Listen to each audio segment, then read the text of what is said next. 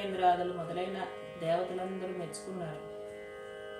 మెచ్చుకున్నాక ఆ రాజ్యాన్ని రావణాసురుని సోదరుడైనటువంటి విభీషణుడికి ఇచ్చేసి ఆయన పట్టం కట్టేసి దయతో వచ్చేసారు. వెనుతిరిగి సీతమ్మ వారితో మళ్ళీ అయోధ్యకి వచ్చారు. వాలినొక్క కోలనేసి రవి బాలుని రాజుని గావించి చూచి బ్రోచేవారెవరే.